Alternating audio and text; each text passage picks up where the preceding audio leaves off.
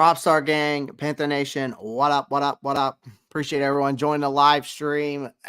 Just was over there mingling with the Black Hat Panther podcast. If you don't know who they are, go check them out. They were just having a good topic over there. So sorry for being late, but they just had a good topic going on over there, and I just wanted to chime in for a little bit. So, but the conversation is good over there. They always have a great show, and so shout out to Q and all those guys over there at the Black Cat Panther podcast. They are awesome. So, just a good group of guys who love the Carolina Panthers, who are passionate about the Carolina Panthers. I don't know if I've met any group of people as passionate as they are. Maybe me, but like by myself, but they are truly passionate about their team and the Carolina Panthers. So shout out to them for having me on. If you haven't checked them out yet, please go over there and go check them out. We got a lot to talk about. We got a lot to talk about here today. So before we get into today's channel or today's live stream, as always, guys, make sure you pound the like button and subscribe to the channel. That's all I ask. If you're new here, welcome. If you're a Carolina Panthers fan and NFL fan, this is the channel for you. I do daily NFL and Carolina Panthers content daily. So appreciate everyone joining the live stream. Glad you're here. And get in the comment section. Love to hear y'all's thoughts. Get in the chat. Love to hear your thoughts as we go throughout today's live stream. We got a lot to talk about because unfortunately we got another player who's joining that injury reserve party, and Jonathan Mingo, the rookie wide receiver, has been placed there. He has had a season-ending foot injury, and it's like the final nail in the coffin really for this team's hopes and dreams this year, I guess you could say. I mean, it's over with, right? I mean, it's over and done with, right? This season's basically done. So, I know we got one more week, but we got a lot of things to talk about, but it's unfortunate that our rookie wide receiver, is out. I was hoping maybe he would at least finish the year strong, but unfortunately it's not. So, it's like, hey, who needs an exciting rookie performance when you got a front row seat to the JD Renzo show and a blast from the past with Mike Boone, right? Obviously it sucks, but, in 15 games, Mingo managed a 43 receptions and 418 yards. I wouldn't say it's impressive, but, he for a rookie season, but that could be obviously clear to circumstances. Clearly, unfortunately, Mingo is out for the rest of the season. So, so as Mingo waves goodbye to his rookie season, we've moved some guys up, and, unfortunately going into week 18, the last game of the season without a rookie wide receiver, it sucks, but it is what it is. It is what it is.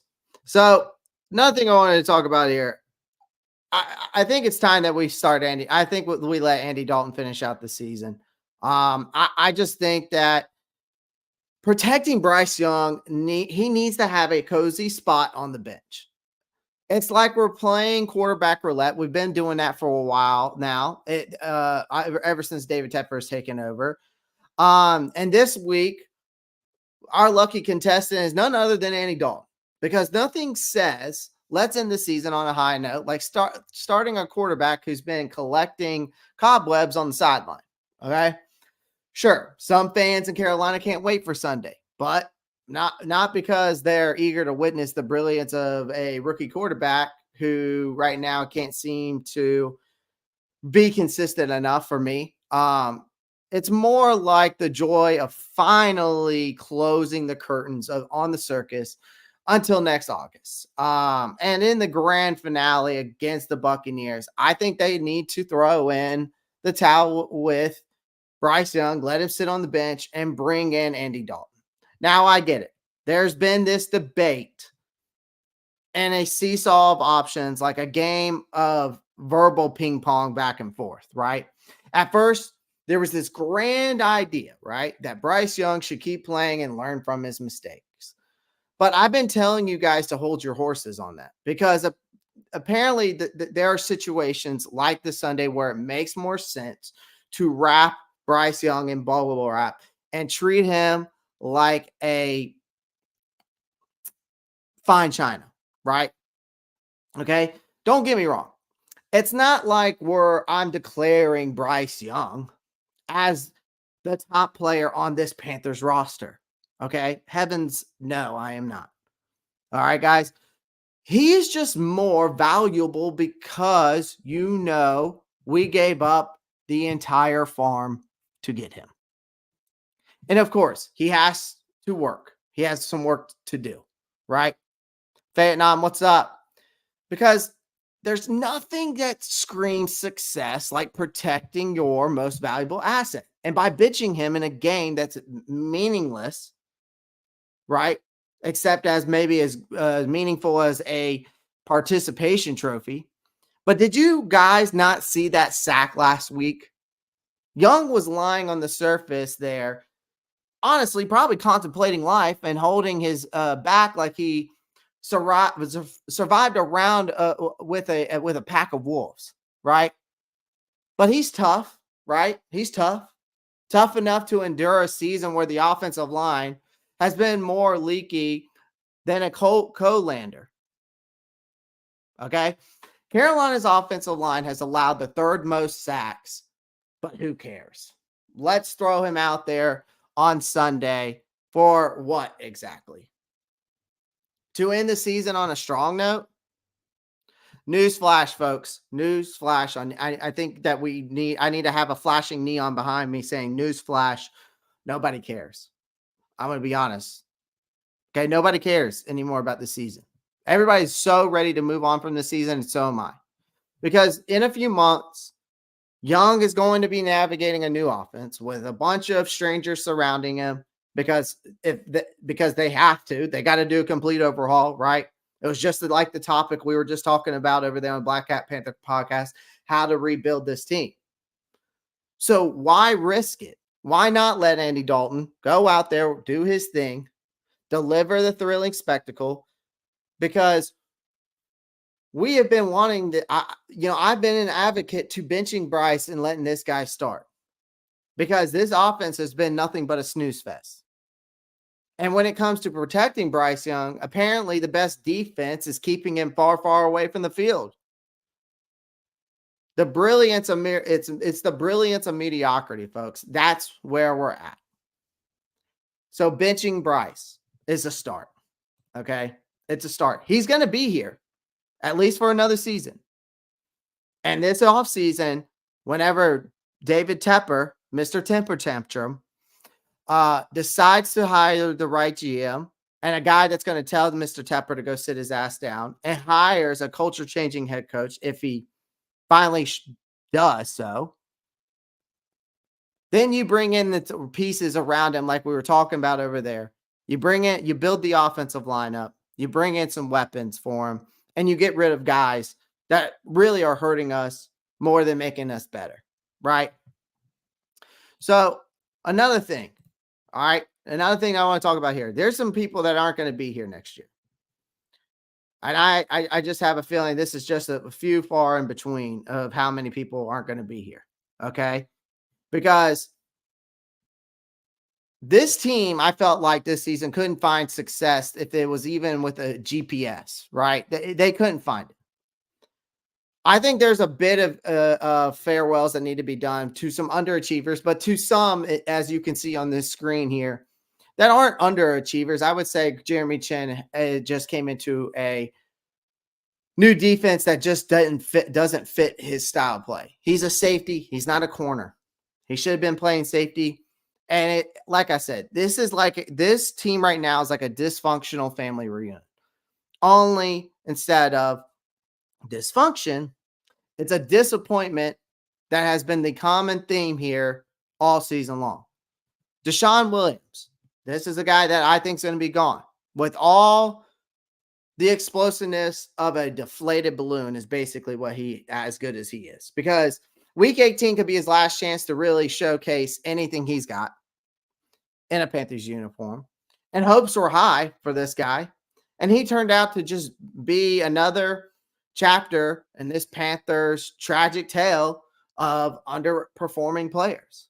Another one here is James Campen, the offensive line coach, who probably needed a pair of binoculars to witness the regression of his once, I guess, so-called promising unit of the offensive line, right? Because after a season last year of progress, it seems that Campen is about to hand his walking papers, right? And the way I think about it this way is that in the mortal words of Lethal Weapon's Danny Glover, right? If you ever seen that movie where he says, "I'm too old for this shit," that has to be James Campen right now. Has to be. Jeremy Chin. I still think he's a promising defensive star. But he is now, watching him in this role, he has vanished faster than any Panthers lead in a game I've ever seen, because he's gone. Because the guy went from defensive rookie of the year contender to just a mere gadget option. And in Chin's career, Carolina's been like watching a car crash in slow motion. And in week 18, this might just be the ticket out of this sinking ship. And I think he deserves to go somewhere else. Because number one, we're not using him correctly. And number two, I think he deserves better, just like Brian Burns does and a lot of players on this team. Now, another person, Thomas Brown, the defensive coordinator, he has just not cut it here. There has been too many players with inconsistencies. His offensive concepts lacked inspiration, and his play calling duties here, Thomas Brown, have lasted about as long as a TikTok video. Let's be honest, because in week 18 is like the grand finale of not so thrilling fireworks display for Thomas Brown. Last but not least, DJ Chark, who sometimes looked like a potential game changer, but then other times he stumbled on the field by accident. Tepper's brilliant idea of skimping on good pass catchers has blown up in his face. Chark might be counting more than $3 million against the cap in 2024, but he's providing about as much return on investment as a lottery ticket with no numbers. And as for general manager Scott Fitter, which we're going to talk more about here shortly, well, the jury for sure is still out on him. But if these parting shots aren't any indication, he might want to update his resume. The Panthers have to clean house, and it's about time. The only question left is, will they manage to fumble that rebuild too? Will they? Because I feel like we are in this, like, with the Carolina Panthers, I feel like we're in this drama TV show called The Carolina Catastrophe. And each episode and each week is how bad the Carolina Panthers are. And it's just, I don't know how to be even positive anymore with this team. I don't know how to be positive anymore. Another question here for you guys in the chat. Let me know what you think about this. And I'm going to harp on this a little bit. Should the Panthers move on from Adam Thielen? Should the Panthers move on from Adam Thielen? Because right now, everything in Carolina is just, it's such a disarray. It's so hard for me to wrap my mind around things here, because we're contemplating whether to shop this guy around this offseason, because like I told you, it's like a soap opera here. And Thielen's journey here is from reliable target to potential trade bait is the latest cliffhanger. Thielen is in that Y stage when it comes to the wide receiver position. Okay. He spilled his tea in December, admitting that things haven't exactly been a walk in the park here. Plans change. Dreams have been shattered here for this man. And the Panthers are about as close to contentions as I am about to win a Nobel Peace Prize in rocket science. But Thielen also reminds us as all that life is full of disappointments. And sometimes you just have to keep working and controlling what you can because that's all you can do. We do that in day-to-day life. Let him teach young guys. Let him teach the young guys we bring in. I mean, I wouldn't be opposed to that. But one of the main reasons, though, and I get to that comment a little bit here, is because one of the main reasons why Thielen hitched his wagon over here to the Panthers was because of Frank Reich. And now that's a distant memory. The other reason was he felt that building something special with Bryce Young. But that's right now, that's like a construction site that says caution under construction, because that's what we're going to be. We can't be a retool. This has to be a rebuild. I mean, at least Thielen is crossing milestones like 100 receptions, 1,000-yard mark, just for the second or third time in his career, you know? But the burning question here, though, is again, should the Panthers ship Thielen off in the offseason? There's only 2 years left on his deal. The Panthers could cash in on Thielen's stock, maybe snag a late day third pick. It's like the Panthers are playing Monopoly, right? You ever play Monopoly? It's one of my favorite board games. Thielen is like the get out of jail free card they've been waiting for. Sure, he becomes this like security blanket for Bryce Young. But let's face it, trading Thielen might just land the Panthers a pick that could become a diamond in the rough that they desperately need. Of course, that's a risk when it comes to the draft. You know, they could keep him around as that mentorship player, right? There's a lot of decisions that you have to think about here. But in the grand scheme of things in the Panthers football, right, where disappointments there's plenty of them, but Thielen's potential trade adds another layer of intriguement to me. Will he stay? Will he go? I don't know. Until then, let's see how this offseason drama folds out, right? Let's see how this offseason draws out. Because you have to think about your future. And does Thielen want to be here on a team that's basically going to do a fire sale this offseason and do a full rebuild that won't be in contention anytime soon? That's another thing. He spilt his tea when he said that back in December. Plans change. And unfortunately, there might be changes for Thielen. Thielen might want to get out of here and go somewhere else where he feels that he can win a Super Bowl.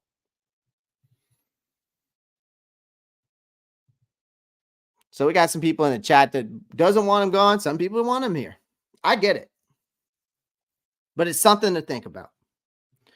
As long as Fitter is making picks, yep. It all depends who we get, right, guys? It all depends who we get. So let's talk about this bullshit. Let's talk about this bullshit right here, because the billionaire bad boy got slapped on the wrist with $300,000 fine for a man that is worth $20.6 billion. Again, a man that is worth $26 billion. That's like charging a rhino a nickel for trampling your garden. It's like me flipping a quarter in a wishing well. Like the NFL attempted a discipline is about as intimidating as a kitten trying to roar. Tepper's statement You could say it was deeply passionate. I call bullshit. Again, throwing drinks like a toddler, having a tantrum isn't exactly a hallmark moment. Maybe he should have invested in some of that passion in anger management classes instead. Or maybe he should have done a Robert Kraft treatment and got a rub and tug. I don't know. But let's not forget the half-hearted apology. No remorse for drenching fans in his billionaire beverage. Just a feeble excuse about being passionate. How touching. Maybe next time he can express his passion by actually improving the team instead of turning into a walking meme of a sports owner. The fine is nothing but a blimp on Tepper's financial radar. He'll pay it, he'll wipe the crumbs off. He'll wipe the crumbs off his custom made suit and shoes, continue living that charm life. Meanwhile, as us Panther fans are stuck with a franchise that now is the laughing stock under this man's ownership. And Tepper's frustration is shared by fans? No shit. Panthers faithful has endured the worst record in the sport over the last 3 seasons, guys. The team has gone through coaches, quarterbacks like Tepper's changing his socks frequently and with little regard for continuity. The only carousel the Panthers fans want is the one that takes Tepper far away from this team. The Tepper era has now been marked by the disastrous dance of dysfunction. He has turned this team with whose, punchline is keep pounding. But the culture in the locker room is so toxic, it makes like Chernobyl look like a day at the spa.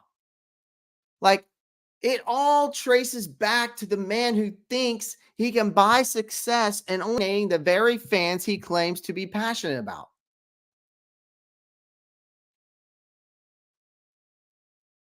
This is just a mere blimp under the NFL radar.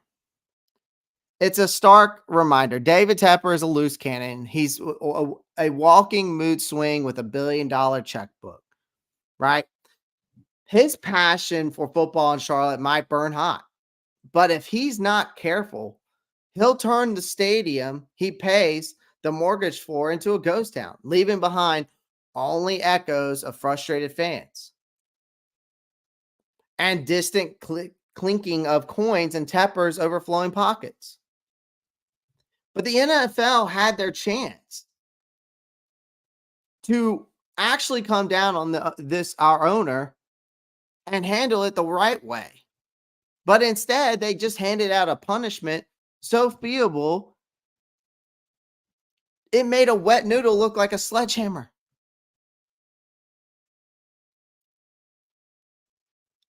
I mean, the league just basically chose to be the ultimate enabler in this whole situation. Tepper is a man child. He threw a tantrum.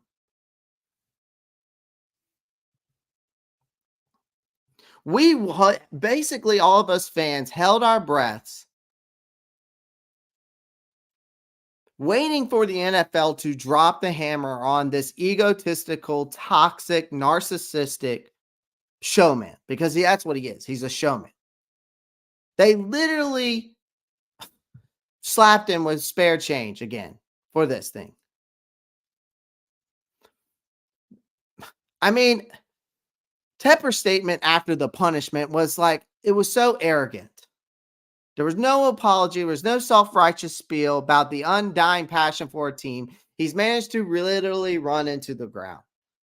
He blamed others, implying he's the victim here. Classic move from a guy who runs his franchise like a dictatorship. And the statement, nowhere to be found on the Panthers official channels, except here. I mean, this is not an official channel, but it could be one day. Tepper tried to bury the embarrassing news by announcing the signing of a kicker. I mean, you talk about a PR move straight from the arrogance playbook. Distract and deflect. But what's truly concerning is the blurred line between what's acceptable and not for an owner. Tepper has deep pockets and he has a lofty status. And it seems to exist in this realm where rules don't apply to him. Money talks, and in the NFL, the Commissioner Goodell appears more afraid of upsetting the billionaires who line his pockets up than doing what's right. Like, remember when Dan Snyder, right? He relinquished his power by selling the Washington Commanders, allowing Goodell to flex some authority. On the other hand, with Tepper, it's a different beast. The guy who spent millions just to knock down an old boss's mansion, allegedly, a mere slap on the wrist was supposed to keep the peace, but instead, it left us wondering what other shenanigans Tepper can pull off in the future. Because under Tepper's reign, again, guys, the Panthers are a rotting corpse right now. And the stench of being a Panthers fan is undeniable. Except for Tepper himself, who seems blissfully unaware. And the prospective of head coaching candidates must be eyeing this debacle with, they got to be skeptic. It's the third coaching cycle under Tepper. The Panthers are sinking faster than the Titanic right now, guys. All anyone wanted here was a smidge of humility from Tepper, an admission that his actions were rash and uncalled for, an apology. But what did we get? We got deflection, we got arrogance, and a man-child refusing to take responsibility. I don't see any end in sight to this whole chaotic circus. And the only certain thing I do know is that this Tepper show is going to go on. The laughs are coming, and it's going to get worse before it gets better, folks.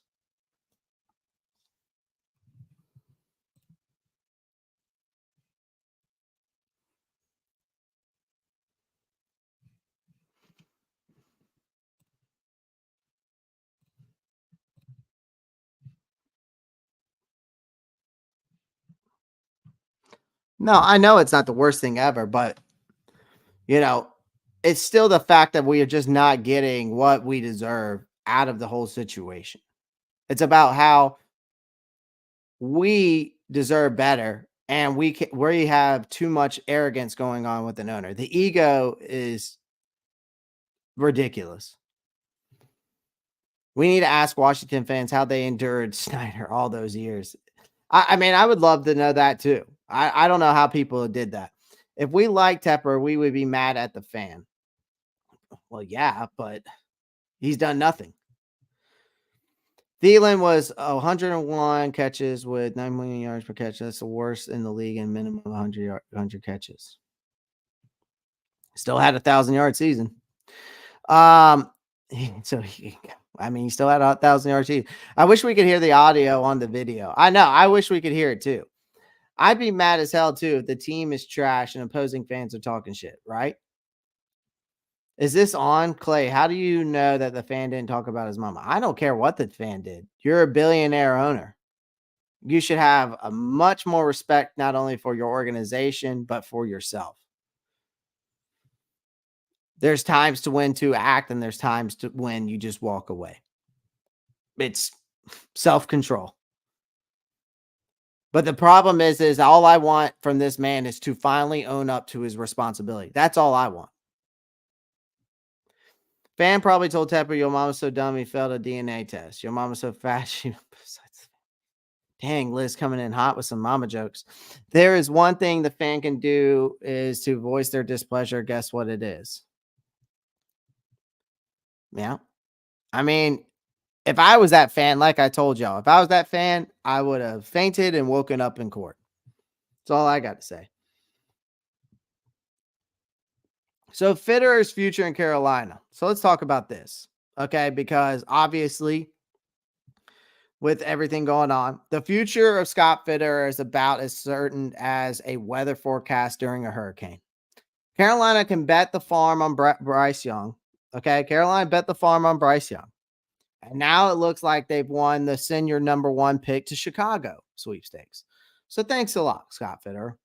Because Fitterer made a mega deal thinking that the Panthers wouldn't be near the top 10 again. Well, surprise, surprise. Not only are they picking in the top 10, they clinched the illustration title of having the worst record in the NFL. So talk about a masterclass and reverse psychology. The laundry list of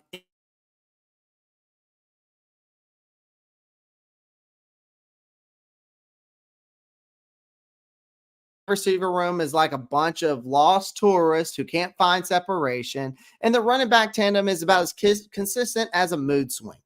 And let's not forget the crown jewel of it all, Bryce Young, who apparently has, to me, I'm coming out and saying it now, hasn't shown much promise to me. But hey, other than that, everything else is kind of peachy, right? Right? So Scott Fitterer, coronation as GM in 2021. The Panthers record is a stellar 14-36. That's a 28% win percentage. So winning is like a foreign concept now in Carolina. That we don't know what that is. And Fitterer is the captain of this whole sinking ship here. And Jeremy Fowler of ESPN's is dropping thumb bombs and predicting a potential breakup between Fitterer and the Panthers. Now, according to Fowler, the Panthers owner, David Tepper, might just kick Fitterer to the curb, which he should. But will he? Because with the team's struggles and the coaching carousel resembling a circus act, who could blame him? Tepper values analytics, right? The only numbers that matter are the ones in that loss column right now. But wait, there's more. There is more. Now, Tepper might hire a coach first or before deciding on that GM front. That is like choosing cake before you decide if you even want dessert. There's in-house candidates, apparently. There's some people that believe that there are in-house candidates here with plenty of experience that are being eyed right now, because clearly experience is overseeing a sinking ship is highly sought after, right? So the question is, will Fitterer stay or will he go? I don't think so. The only certain thing that I can say is that for the Panthers are once again at the center of the football soap opera. That is what this is. It's a soap opera. It's a ride you won't want to miss.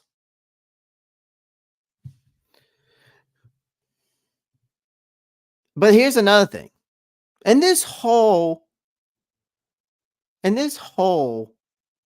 circus that's going on, because the latest act features potential savior for Scott Fitterer. Is there a savior for Scott Fitterer? Is it Dan Quinn? Is it Frank Smith? Is it Mike McDonald? Is it Ben Johnson? Is it Jim Harbaugh? You enter the head coach candidate, right? The supposed knight in shining armor, or in this case, a Seahawks connection of Dan Quinn. This is why I brought him up. Because there are rumors swirling around this, and it seems that Fitterer's survival might hinge on this next head coach if David Tepper decides not to fire him. Fitterer, the maestro of who's the one who's been rebuilding this roster with these delusional predictions, it's a shaky ground right now, right? We were just talking about that. But because there's this glimmer of hope And apparently, The Athletic has come out dishing out scenarios like candy. Of course, they always do, suggesting that Dan Quinn could be that magic potion to keep Fitterer from being shown to the exit door. Tepper, who is he's basically a puppet master, okay? And he's got Fitterer wrapped around his little finger. He can throw drinks at fans from his luxury suite. And Fitterer stands there like a loyal lapdog. And this is just, like I said, it looks like a dysfunctional family here. Okay. Now, Quinn, the potential savior, as some think, I'm not a fan, but I wanted to bring it up because there are rumors out about this.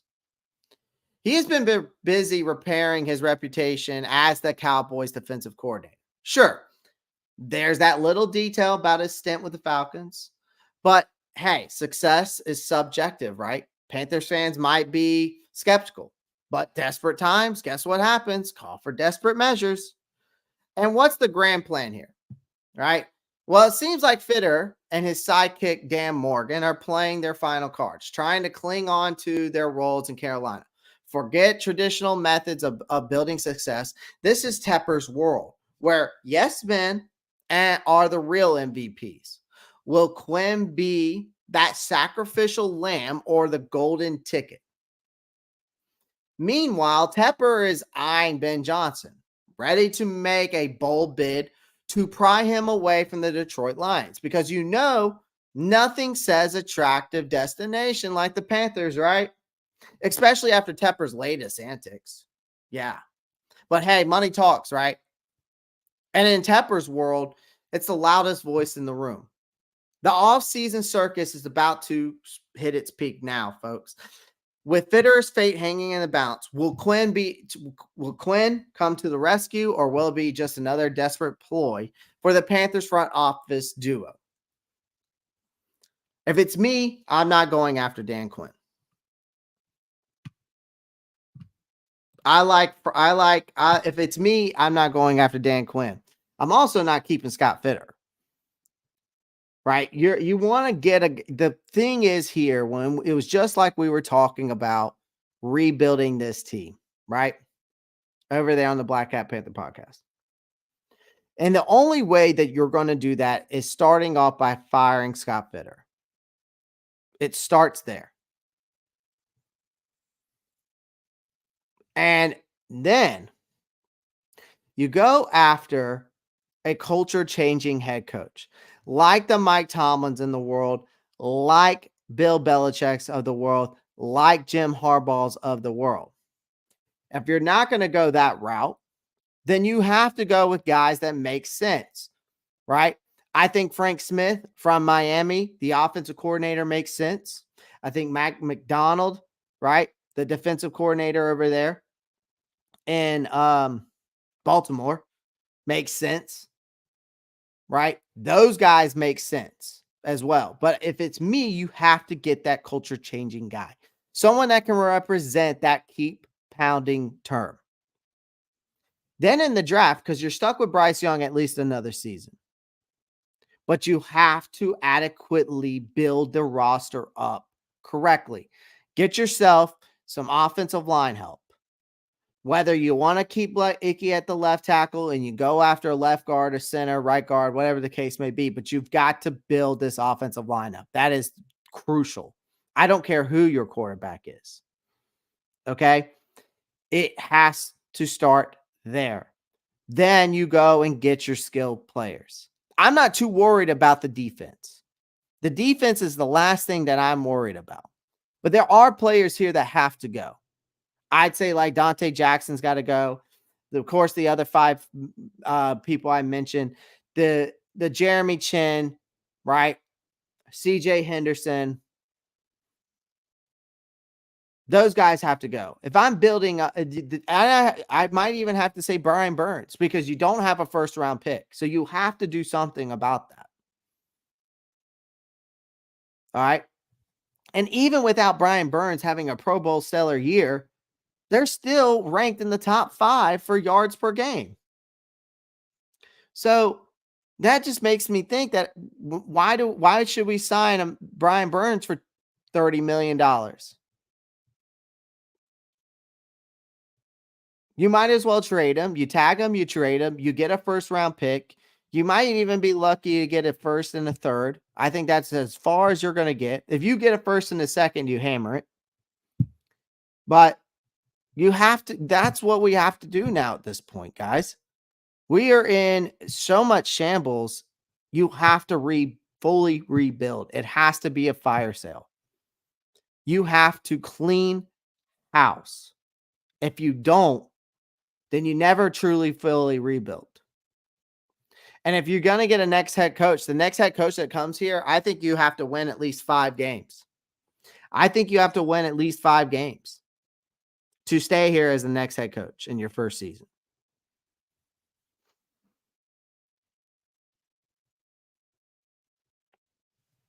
So for me, it starts with firing Scott Fitterer. It's getting you a culture changing head coach. It's building up that offensive line. It's getting the skill players that you need around Bryce Young. And then you get a power back to put back there, and you move on from Miles Sanders, even if we eat that dead cap. Then guys like Jeremy Chin, Hayden Hurst, Dante Jackson, Terrace Marshall Jr., Ian Thomas, CJ Henderson. You move on from those guys. Brian Burns as well. I'm signing Derek Brown, and I'm extending Derek Brown before I ever would. I would extend him before Brian Burns. Because all Derek Brown has done is gotten better and better and better and consistent and consistent and consistent. And he's been a man amongst boys this year. Frankie Louvu has shown me more than Brian Burns has. But there are players and all of that you have to move on from. Especially Dante Jackson, because you save $15.8 million in cap space. So you have to do a full rebuild. This is not a retool. This is a rebuild. Because we've done too many rebuilds or retools, not rebuilds. All right, let's finish it out today with a mock draft.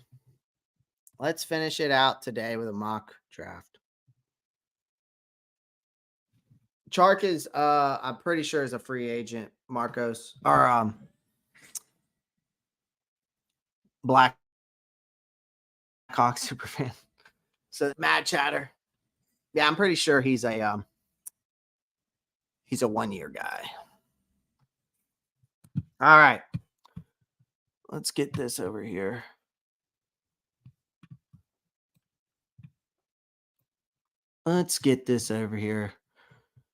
We're going to go with PFF again because I still believe in PFF. All right.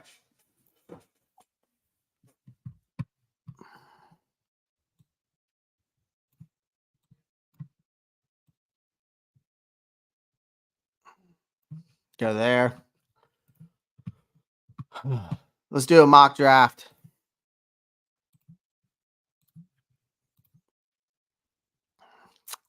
All right, chat. There's 14 of you in here. We are doing a rebuild, right? We're rebuilding. Okay. Now, in the free agency, there are going to be guys. Okay. There are going to be guys that you can get in the wide receiver position.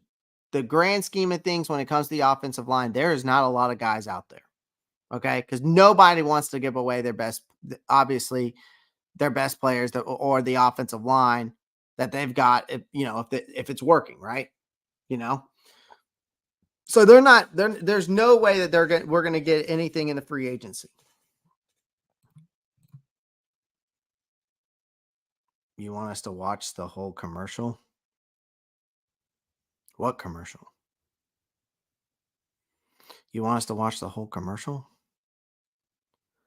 I'm not sure what you're talking about, bruh. What commercial?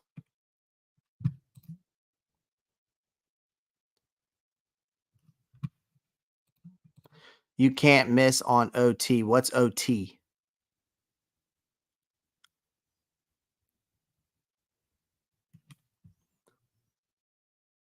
No, I don't want y'all to watch the whole commercial. Why did it make y'all watch a whole commercial? It shouldn't have. I've got it on skip them. Yeah, I mean, it works like kind of works like that, Mad Chatter, but not really. All right, let's enter the draft. We don't got a first round pick. I'm gonna do this as like if we didn't trade Burns, but I think it's gonna happen. So I kind of want to trade Burns. Um, so if we go through here,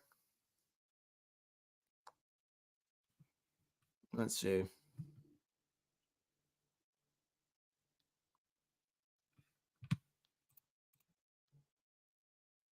I mean, you can watch them, Marcos, but it's not necessarily like you have to. I'm not going to force y'all to do it. You know what I mean? I appreciate it, but I'm not going to force you to do it. So here we go.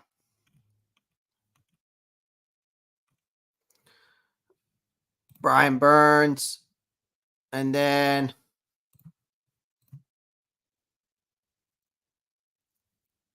yeah, I mean, we get paid more based off commercials, but listen, y'all do what you want. It's listen. All I ask from y'all is you like and subscribe. That's all I ask. I don't care about all the commercial shit. That's it. Simple, easy as that. The more you like, the more people get the algorithm out there. The more you like, the more you comment. So I'll be honest with you guys. The more you like, the more you subscribe, the more you comment on any of my stuff, it helps the algorithm get out to other people that maybe are searching Carolina Panthers content. That's it. Like, I could care less about the commercials. So you just liking, subscribing, that's the best thing for me. Like, because I'm such a small channel, right? I know I'm such a small channel. So, you know what I mean? Vietnam, no. D-Jack, sure. Burns, sure. Chin, sure. But you're not going to get rid of Horn. They're not going to get rid of Dan Brown. I would not get rid of Derek Brown. If I'm building this defense right now, I'm building around Derek Brown and Luvu. Those are the two guys I'm building around. So Brian Burns.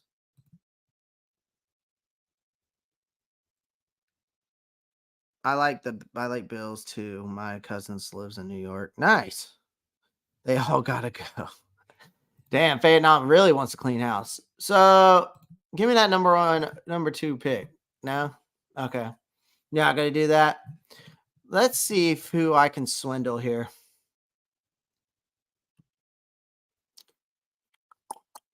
I'm not sending him to the Falcons.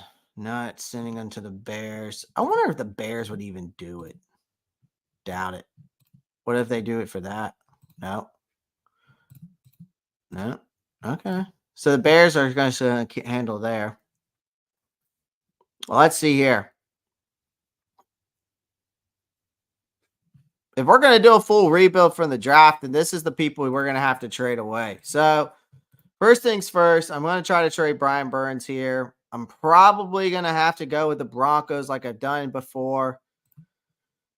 Go Broncos. See, they'll accept likely.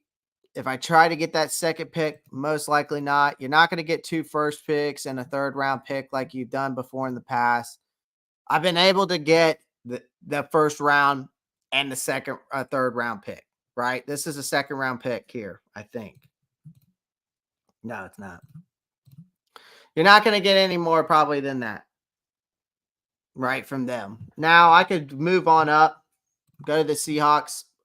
Now, that's a 93% chance for that 77th pick, which wouldn't be bad. Or I can move up and get into where Jacksonville is. I'm going to offer this trade to Seattle, though, and see if they budge. Okay, so they don't budge. Let's see if I give them this one, the 182, or no. So if I give them a 182, they give me their 15th and 77th. Probably we'll take that. So we'll offer them that. Okay. Sounds good. So I'm going to trade again, but I'm not going to trade until we get into the rounds. So we're already in the first round with that trade. All right. So let's start the draft. Caleb Williams off the board. They're going to go attack. Oh, Drake May makes sense. So they go Marvin Harrison at 3. They get Fashanu at 4. You get Malik Neighbors at 5. Makes sense. Brock Bowers makes sense. Joe Alt makes sense. Jerzon Newton there. Latu for the Eagles. Roma Duzier to the Bears. Kool-Aid McKinstry there. Chop Robinson there. Jared Verse there. They go Jalen Daniels. Now, again, when we're doing these drafts, of course, I could go ahead and I could get, I could go and get this guy, but he's a right tackle. I don't want a right tackle. Okay? I just don't. I don't want a right tackle, folks. I don't want a right tackle. We need a left tackle, left guard, whatever you want to call it. All right, so we're rebuilding this team. J.C. Latham, he's a right tackle. Can move in a right guard, but I don't want to move that. I like Amarius Mims. I mean, Mims is a guy that you could move around to the guard position. Now you've got Graham Barton here, who I think is a great left tackle. You got Troy, right? You could get him probably in the second. Jordan Morgan's always fallen to the second. Now, I like Graham Barton. Let me pull up my draft board real quick here. So if we're doing this, all right, let me pull this up. That's my wide receiver board. Where's my offensive tackle board? Okay. I like J.C. Latham. I like Amarius Mims.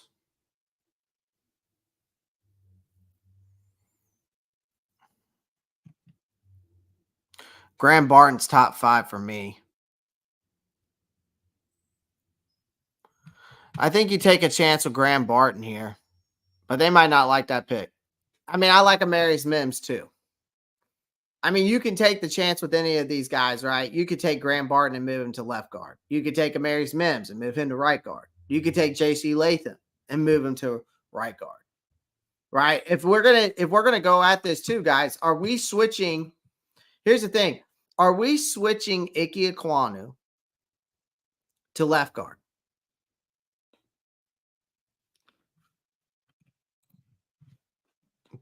That's the question. Now, again, we got some wide receivers here too, guys. Again, you got wide receivers here, but I think that we can wait to the second round to get that wide receiver, right? I really, really think you got to go offensive line here. For me, I really like Amarius Mims. This is a tough call. And maybe I'll go a different route here. And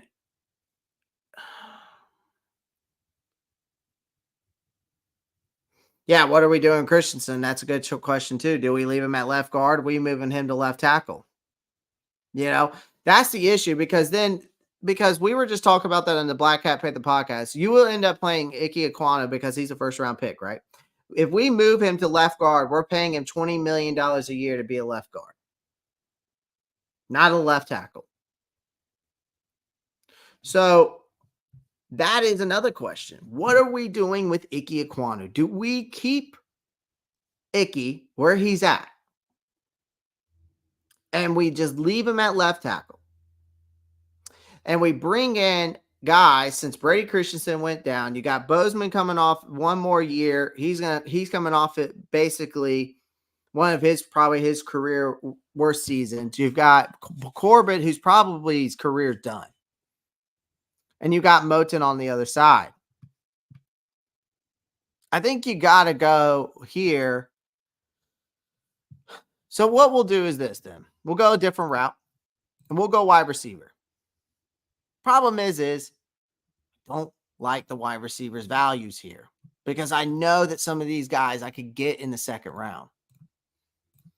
What tight ends are available? Still nothing. Corners, they're here. I mean, we could go corner, right? We could go corner in the first round again.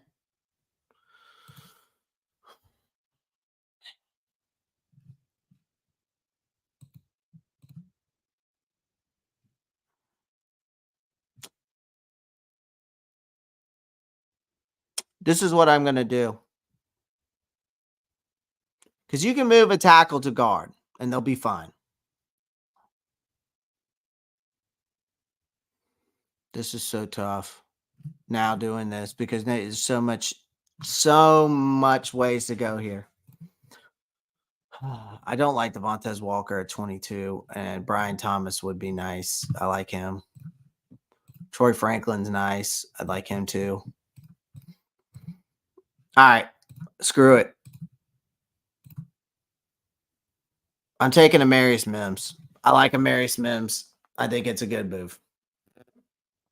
You can move into right guard if you want to because he can do it. So I'm going with Amarius Mims there. We're gonna keep Icky at left tackle. And then you got Amarius Mims. You can either put it, let him learn behind Moton, or you could put him at that right guard position. Like he can play both. He's done it. Like if you go click on him, where is he at?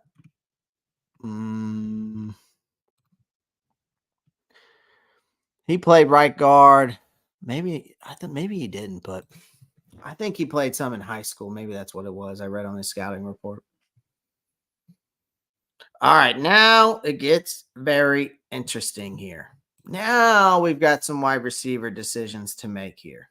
Now we're not going to get, like, if I trade here, I could trade this back. I could trade this pick back and maybe get an extra one, but they're not going to do that.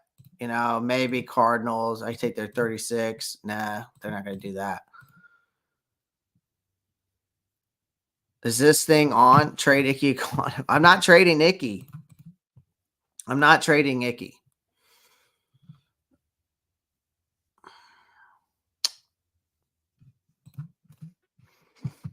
All right, so this is what I'm going to do. I'm going to try to trade Terrace Marshall to somebody right now. Not going to get a second round pick for him. Might wait till I get to the third round and make some trades there. Might be able to get Jeremy Chin for a third. Where's Jeremy Chin? What do you got? 68? This is the third round. Marcus, you bastard.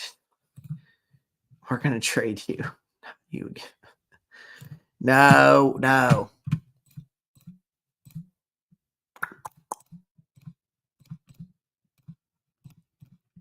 I bet you take it for a 105. All right, we'll wait. Fuck it. We'll wait. Now we get a skill player here. Or do we go offensive guard? What guards are available? We got time. Running backs? Got time.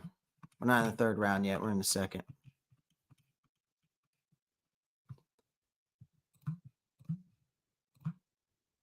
All right.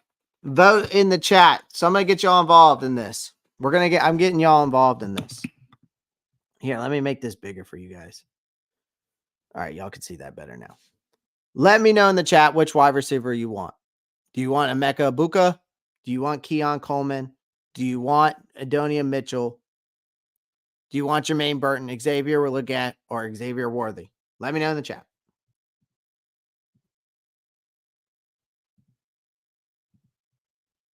Guys, sound off in the chat. Let me know. Emeka, Keon, Adonia, Jermaine, Xavier Leggett, Xavier Worthy. Let me know in the chat now. Let me know in the chat who y'all want. So we got Emeka, we got Burton.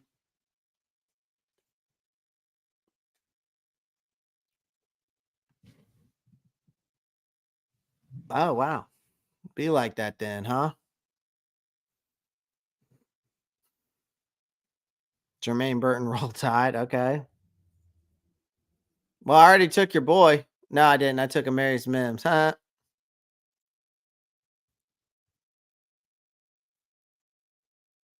Yeah, I don't think he passed up on Ohio State wide receivers either. All right, let's go, Mecca Abuka. I like that. I like it. I love it. I want some more of it. Come on, guys, get in the chat. Get in the chat. Let me know what's going on. I'm trying to get y'all guys involved in this draft. Trying to get y'all involved in this draft here.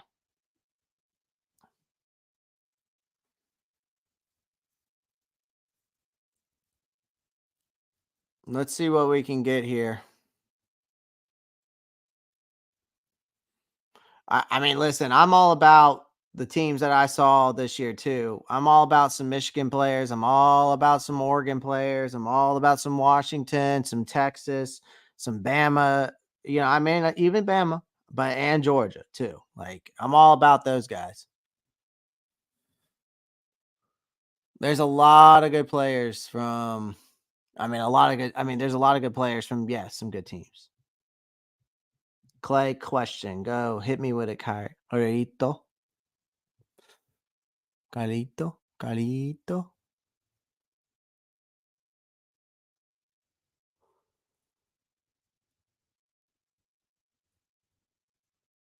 All right, come on. Is Chris Broswell on draft board? He probably is. He definitely is. Let me see if I can find him. Oh, he's not on here right now.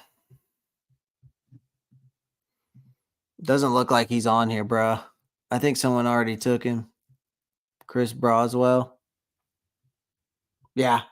Looks like the Chargers took him at the 38th pick. Okay. So now we got our wide receivers. Now we're in the third round. I'm going to try to make a trade here. Let's see if we can get Jeremy Chin involved here. Let's see. Who needs maybe the Cardinals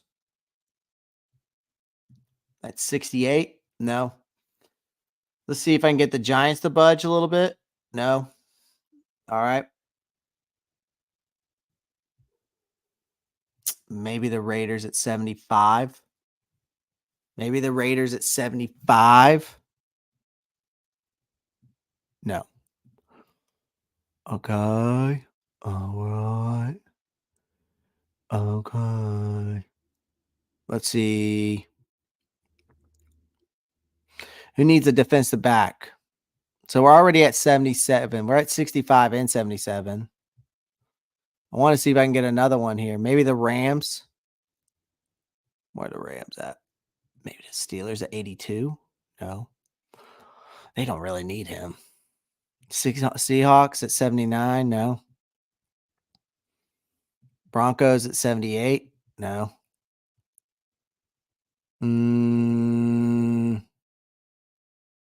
Jags 86. No. Rams 87. Okay. Let's see who else needs a defensive back.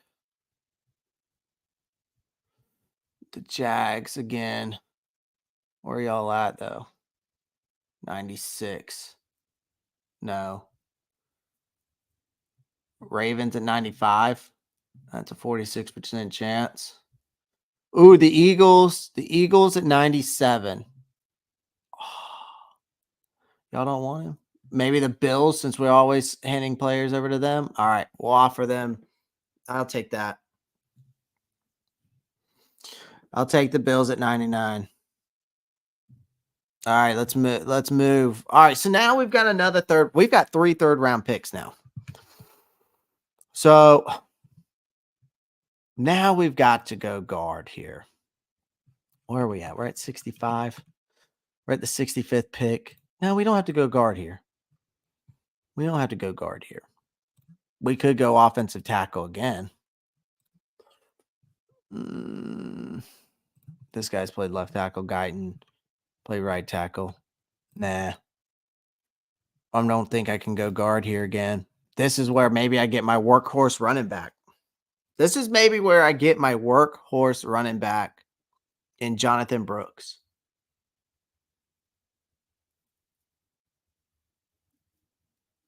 Right? This is where I get my workhorse running back. Okay? Now, again, here's the thing that I'm, because of what we needed, I went a different route this time around. So now it makes things interesting because normally in that first round pick, guys, I took Amarius Mims thinking I could move into right guard. Obviously knowing that thinking Icky's going to be there. Now I could go another left tackle, but I took a wide receiver in the second round and I was able to get a Emeka Buka. So, it is what it is. So I think that for here, all right, I get that workhorse running back that I've been looking for. So I'm getting Jonathan Brooks. But then we only have 11 picks to get the next one.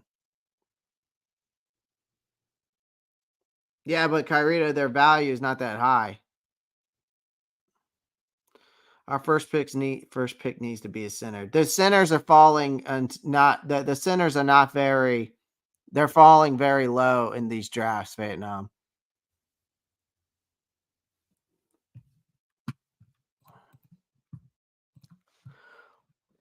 Can we trade some of our third rounders for a second round? Well, I mean, I probably could have if I'd done that at the beginning of the draft. Excuse me. Now we're at the 77th pick. Still got some decent wide receivers here.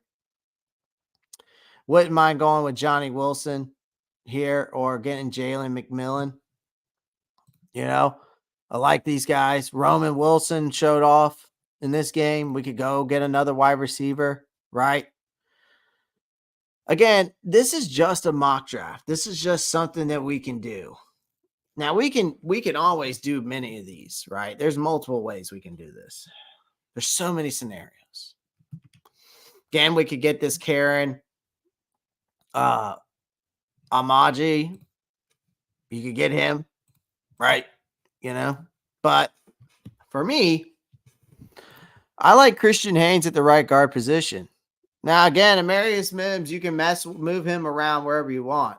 You know what I mean? Like he's one of those guys who's he can play it all. I know that he's a right tackle, but you could move him to right guard if you wanted to, right? So I don't really I like him, Christian Haynes there, but do I need him? No. Could I go Christian Mahogan here? Sure. Could I go Zach Frazier here? Absolutely. At center, I could get him there. But then another thing is that we need a tight end. All right, well, we still got some tight ends there so we can wait. If we're going to go all offense, trade that bone TMJ. Again, for me, I really like Roman Wilson, but I like Jalen McMillan a little bit better. I kind of want to start this draft over, ain't going to lie. But I ain't got time. This is so tough when doing these. Because you want to make the right call. Now, again, I could get Jack Sawyer here. I could fill in that edge rushing spot that I so-called need because Brian Burns being gone. Because some of these guys' values are just not there at these picks. That is what my issue is. Okay? So, again, we do need to get that pass rush filled out. If you lose Brian Burns, they're still going to have to replace him somehow, some way. Why not go through the draft and take a chance with Jack Sawyer? I like that.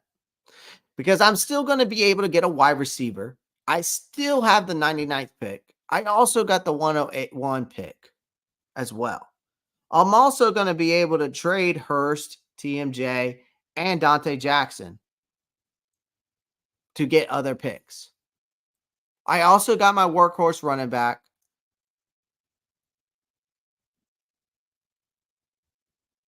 We have DJ Johnson, Clay. Stop trolling, bro. Trade. I feel you. We will. I will. We have to, yeah. No, we don't. The Ohio State one.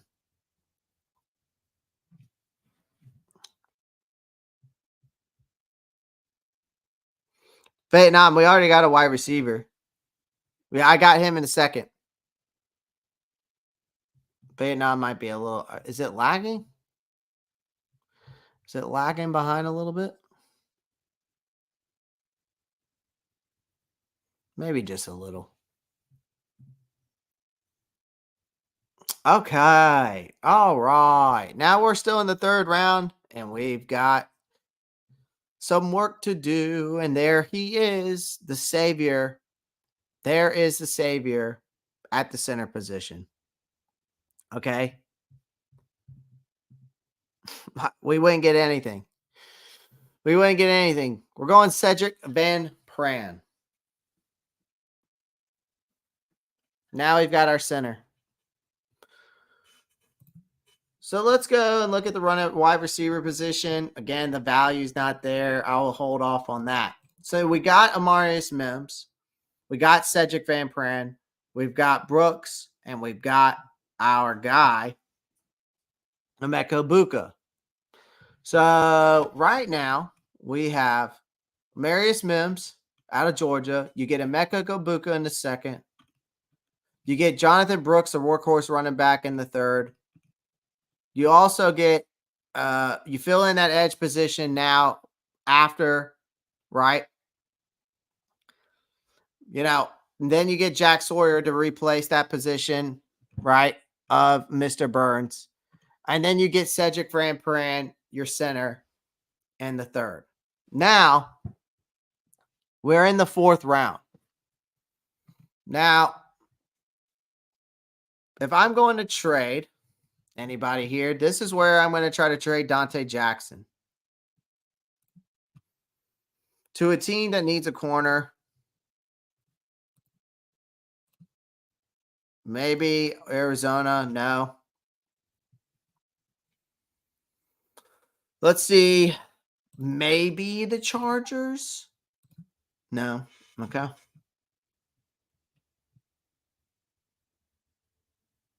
Maybe the Broncos at that 114, maybe 129. See if I can move down a little bit more. See who else needs a corner. I'm not trading to Tampa Bay. I mean, I could go to Chicago at the 126, but I could go to the Bills at 124. All right. I'm cool with that. We'll take the 124.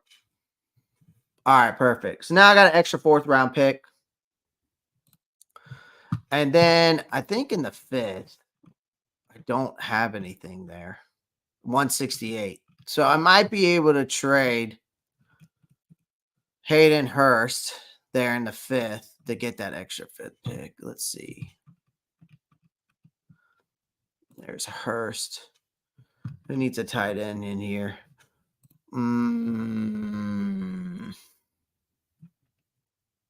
Let's see.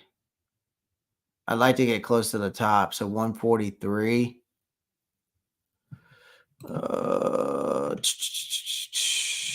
Let's see. No, 138. That's not going to happen. 156 to the Bills again. Who needs a tight end in here? I'd like to move up a little bit. Maybe back to the Bengals. 155 wouldn't work. No. Buffalo Bills at 156. Maybe. They don't need a tight end, though. Who am I going to get for Hayden Hurst in this thing? All right, let's see how it plays out here. Let's see how it plays out. All right. Let's get back to where we were. 124. We haven't gone there yet.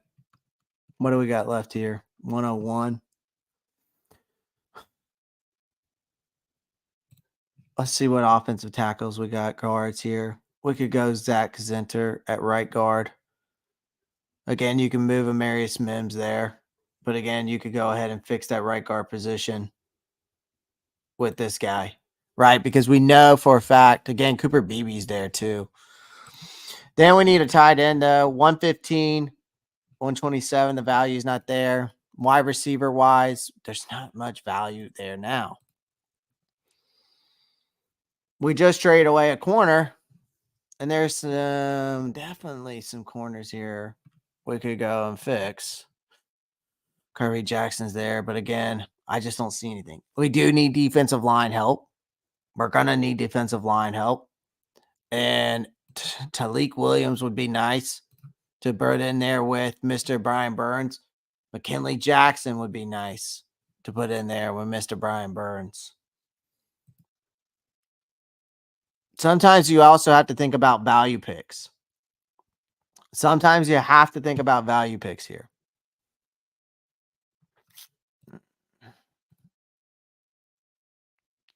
I mean, I already took them. I've already traded Brian Burns, Real Wyatt. I do like him better, though. I think I'm going to take another Ohio State guy to add on to this to help out the defensive line. I'm going to take Tyleik Williams because I got an extra 4th-round pick now. And with the wide receiver position being so scarce, it's like, what else am I supposed to do?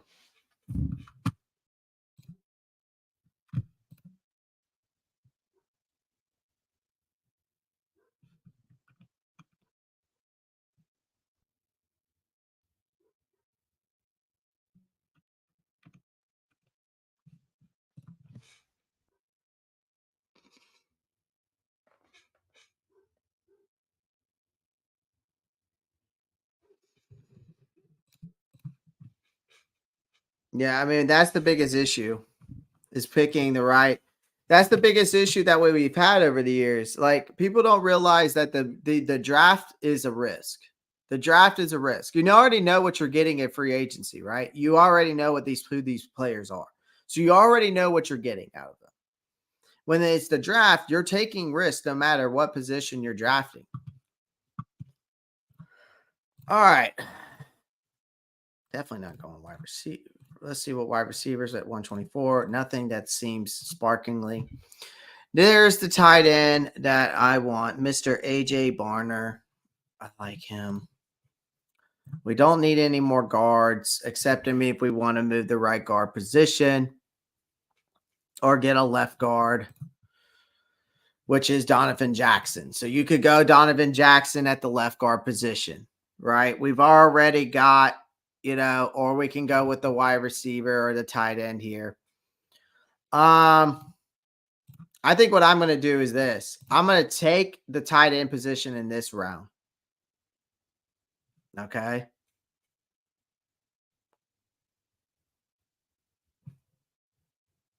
Because we're going to first.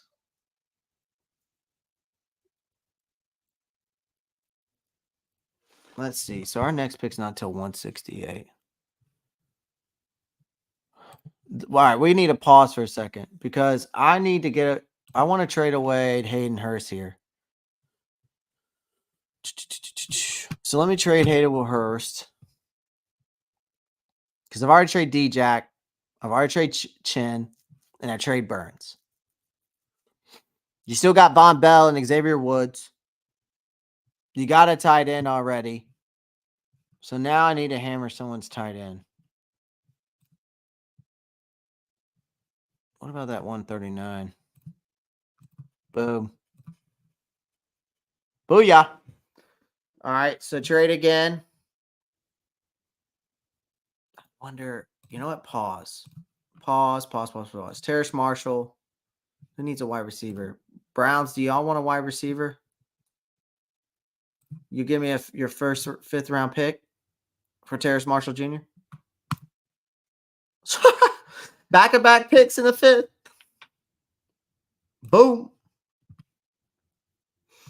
Boom. Boom.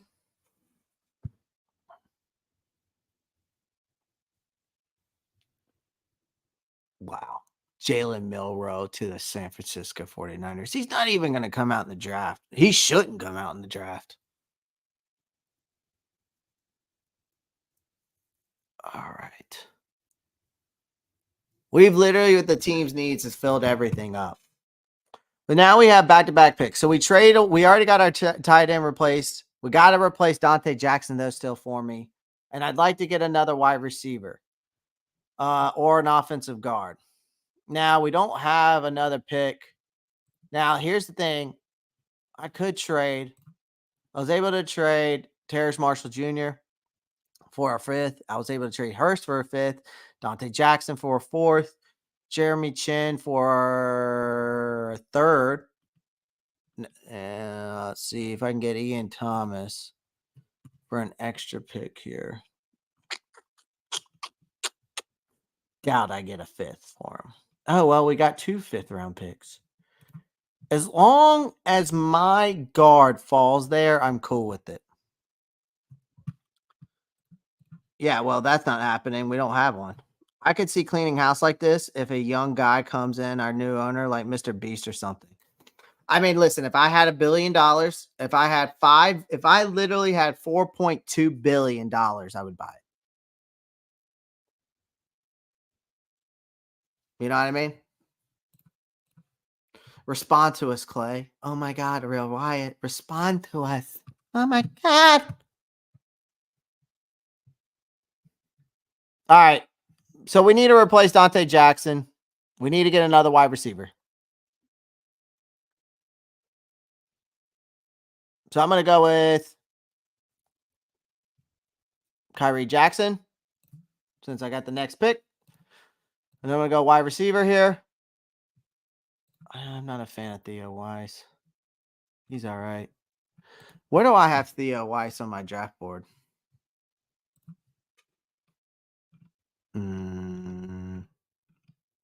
No.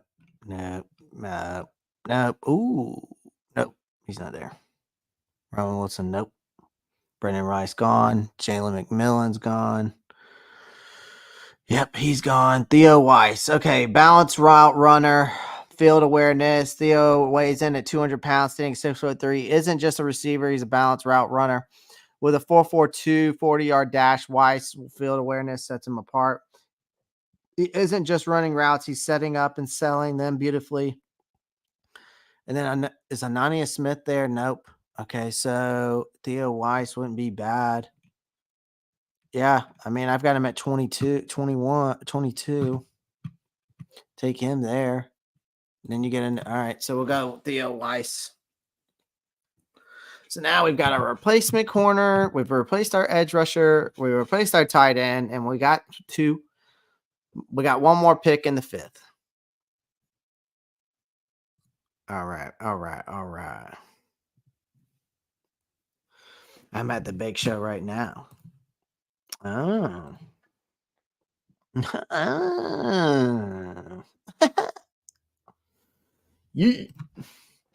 Are we moving Icky to left guard? Well, I didn't go. I didn't go with the left tackle, so no. This one I didn't do it. I didn't do it in this one. I did not do it in this one. Unfortunately, I didn't do it in this one. This was a different route. That's it's probably going to happen. All right. When you get in these late round picks, man, this is just crazy. Kate Stover went at 164. That's nuts. All right, what do we got? What do I have to work with now? Because I got to, all right. So we went Amarius Mims in the first, right?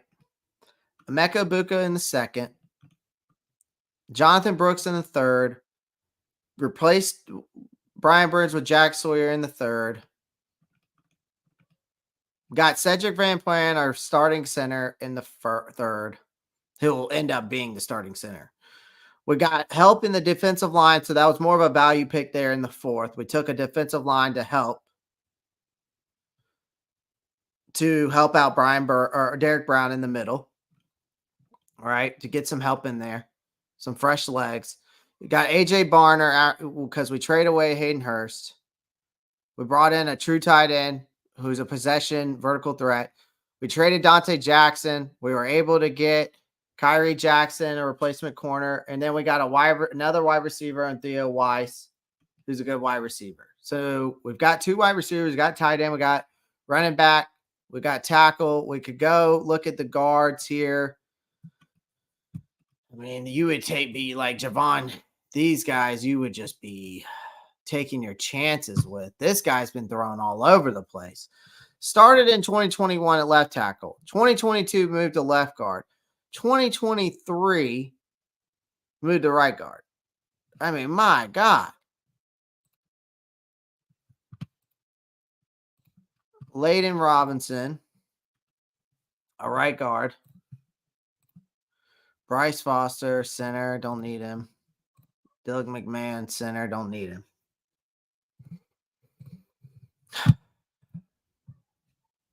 The only thing I can think of here is going after another corner.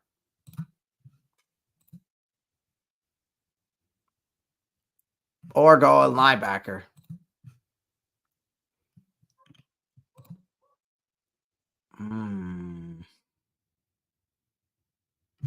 Where are we at? 168? I mean, it wouldn't be bad. Jamin Dumas Johnson. Nah, man, we got a kicker, man. We got a kicker. I gotta go with a value pick here, and I gotta take a linebacker. This might not be one of the best drafts I've done. All right, let's turbo this thing up.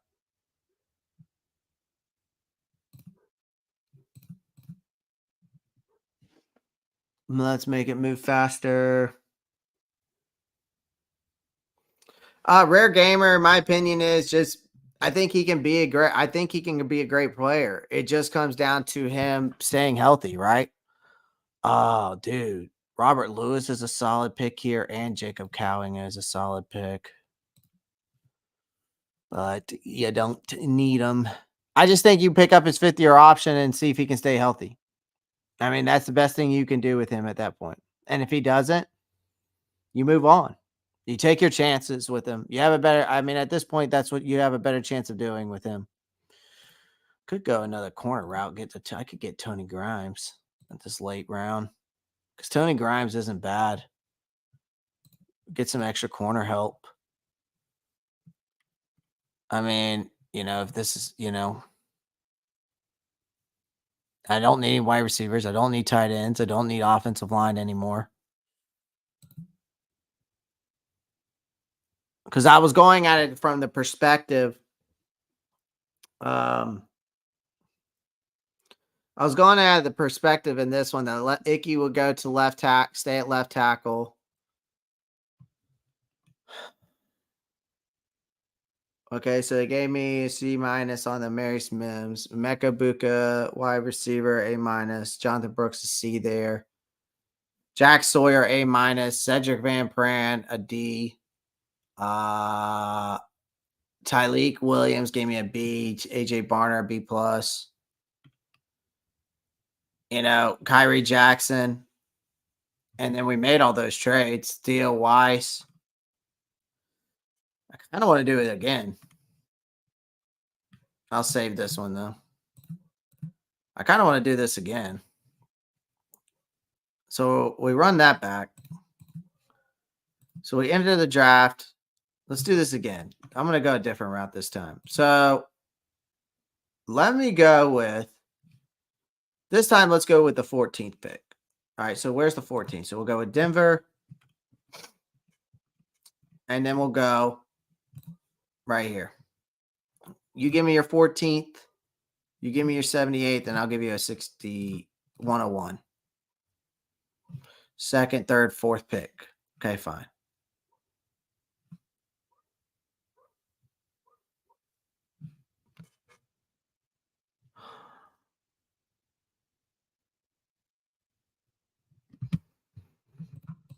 That's not happening. Potential corner depth is perfect. Yeah. I say next year is put up or shut up this year for Horn. He could make a nice trade piece. Yeah. I need more offensive linemen just in case the ones you're looking at are trash. Trust me, I'm not looking at trash offensive linemen. I know what I'm doing when it comes to the offensive line. I kind of like the 15th pick better because I think I'm going to be able to trade them. Damn, they give me the 77th pick. Wait. 15th and 77th. So if I get the 15th and then the 77th, or if I get the 79th, or what about that? Oh, Kai. I kind of like that. If I give you the 68, what about the 182? What about that one? Okay, that's getting a little greedy, huh? Okay, what if I do this and that? Or what if I do this and that? Or that? That means we would just move back in the third. But we have 2 third-round picks. Nah. I'll keep that. So we'll offer that trade. All right. Let's start the draft. So we got the 15th pick. Again. Go a different route here. Looks like everything's falling into place like it was before. My dog is barking like a damn idiot outside. It's ridiculous. We need more offensive line just in case the ones you took are trash. Trust me, the scouting report does not change. All right. So we're going to go in the left tackle round, or we go with the wide receiver route. He's a right tackle. J.C. Latham's right tackle. Mims is a right tackle. All right. Screw it. Barton. That's the man you want at left tackle. So we're going to take Graham Barton at left tackle. We're going to draft him. Going a different route this time. We're moving Icky to left guard. Okay. And this rebuild, we're moving Icky to left guard.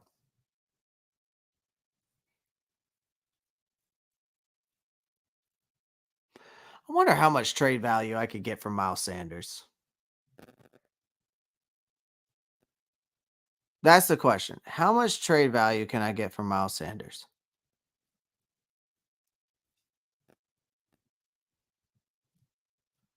Brian Thomas is off the board. Mims goes off the board. In this specific scenario is Greg Olsen our head coach? Doubtful. That will never happen. That will never happen. All right. So we trade Brian Burns and we got this pick here. And we got to go, of course, we got to go wide receiver. Do we go Mecca Buka again? I like Xavier Legette, but I like the speed of Ibuka. I like Ibuka here. There ain't nothing else here that I want. No. What about guard? Jackson Powers, tackles. Still got Jordan Morgan there. Yeah, we'll go Mecca Ibuka again. So we went a different route.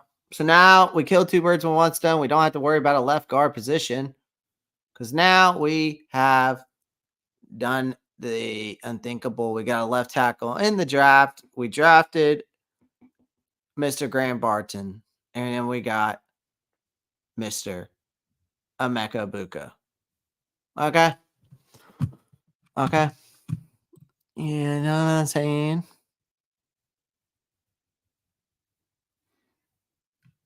All right. Now, another trade scenario here. We got to move Mr. Jeremy Chin. Where is he at? There he is. Okay. And we're going to trade him to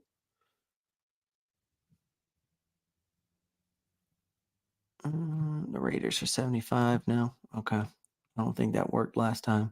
We got the 77th pick there. Might be able to move him back. Oh, yeah. We went with like the 99th pick with the Buffalo Bills. And we'll tell for that trade again. Perfect. So now we're going to move on. So now we're in the third round. We got our wide receiver. We got our left tackle. I'd like to take the running back position again, but I might wait. I might wait this time. Now, inside guards, they're there. Could get Christian Haynes. Could go offensive tackle again. But most of these guys, you're not going to move them around. Now, this is where it gets interesting because the tight ends, the edge rushers, the linebackers, this is where you would want to take these, in my opinion. Okay? You could take another wide receiver here. We could go with Jonathan Brooks again, getting that big bat that we've been talking about. You could also go with Brandon Rice here, right?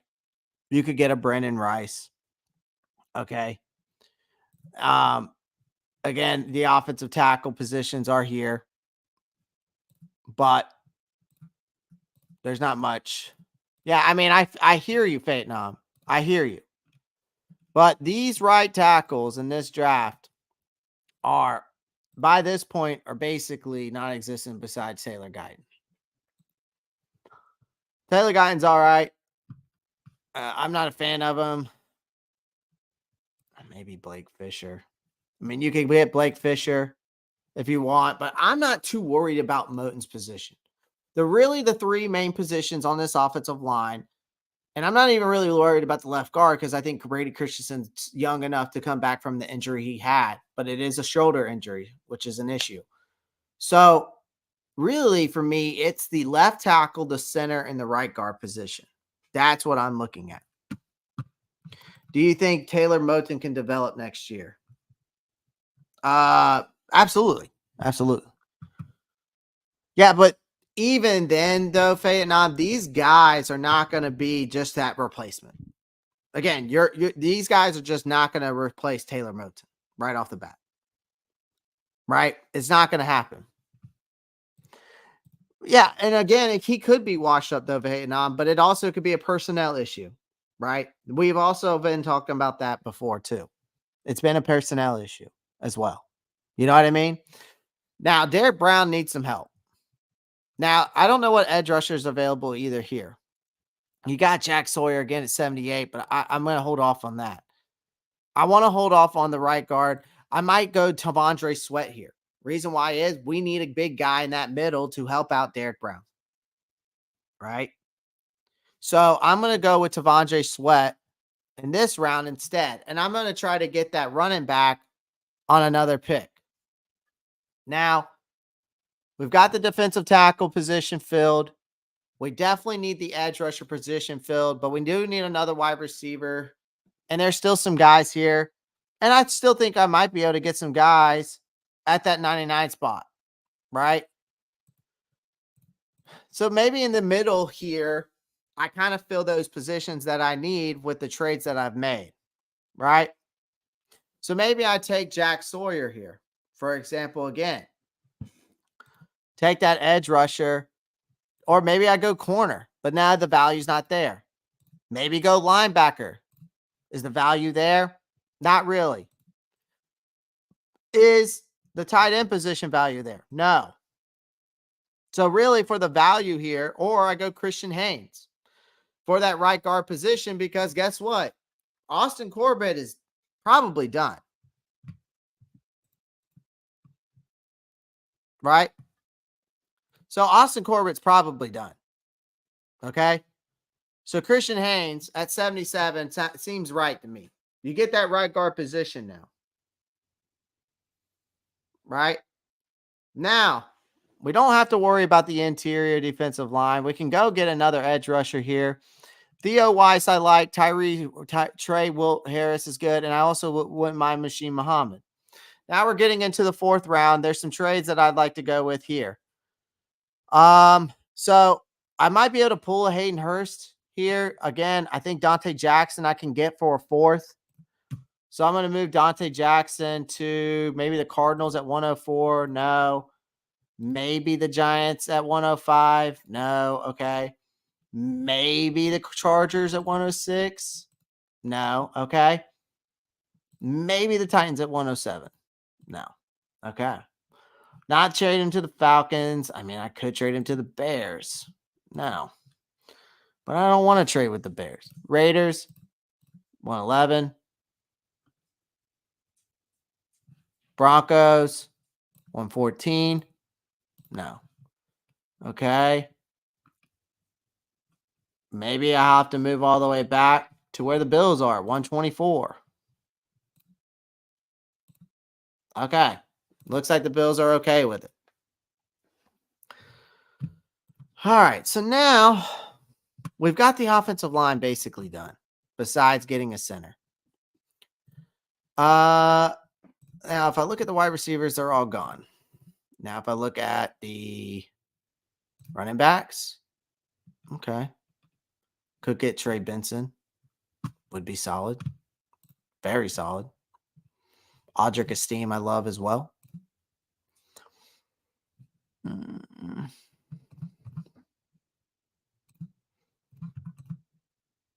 Still haven't got that tight end position.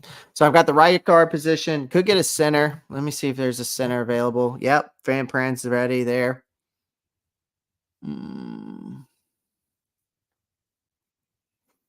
Might hold off on that. What about tight end? Okay. This is maybe then I'll go with my workhorse running back here. Well, what about my corner? Okay, no. What about linebacker edge? Okay. Okay.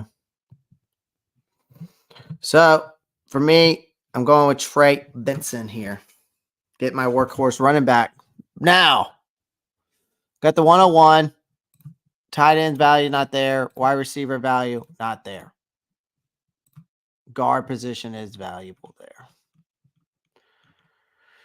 We got our right guard. We got our left tackle. We just need a center. Drake Nugent wouldn't be bad to bring in later on. Seth McLaughlin, 129. Bo Limmer wouldn't be bad either. I could wait. I mean, as much as I want Cedric Van Pran, I mean, he might be the best value here. But again,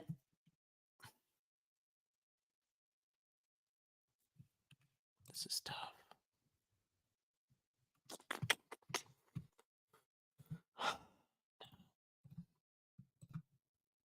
Defensive line. I don't need defensive line. I don't need halfback. I could go knee. I don't like him. Matt Gonzalez. I'm not a fan of him either. I mean, I could go and get Marshawn Kinley. How good is he going to be, really? Do need an edge rusher, though. I'm going to go with it.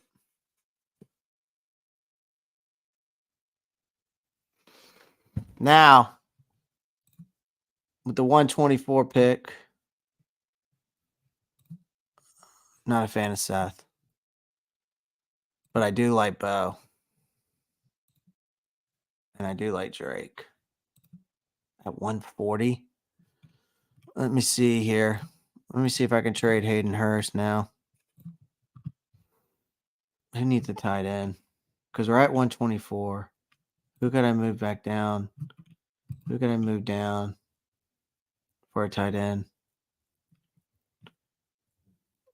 You, by chance there, Cleveland, wouldn't want a tight end now, would you? At 138. Okay. We'll offer that. Perfect. All right, perfect. So now I take AJ Barner here.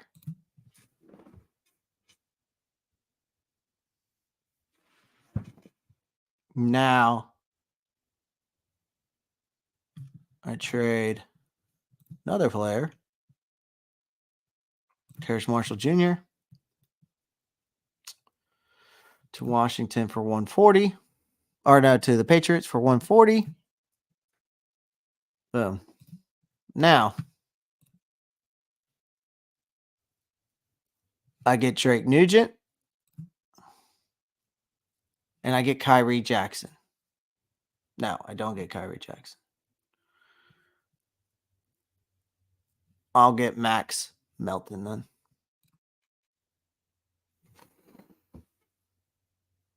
So I traded all the guys I wanted to trade away. And I got the 168. Go to wide receiver. Nania Smith is there. Zaire Franklin.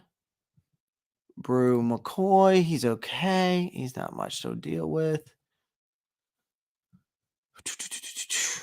Could make another trade here. So another person I could trade away. Ian Thomas. Let's see, he needs a tight end. 173. Offer that. Perfect. All right. Now, did I get my running back? So here's the thing.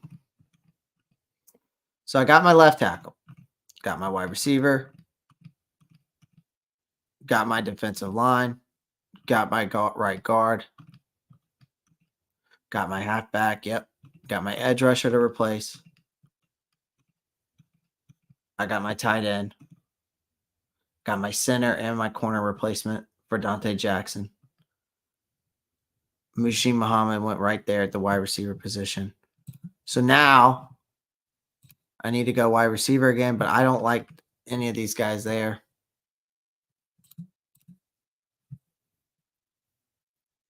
And I've already filled up. Let's see what the linebacker looks like. I like that.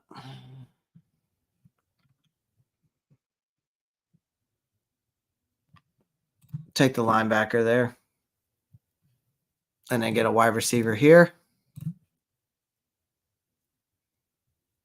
No, maybe not. Fuck.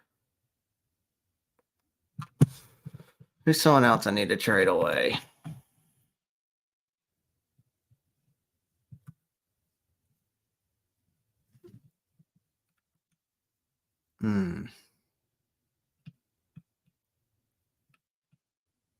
Could trade CJ Henderson. But then I need to replace him. This has been a tough draft for us, man. Just even doing this by myself and thinking about it, this is just a fucking shit show of a draft for us.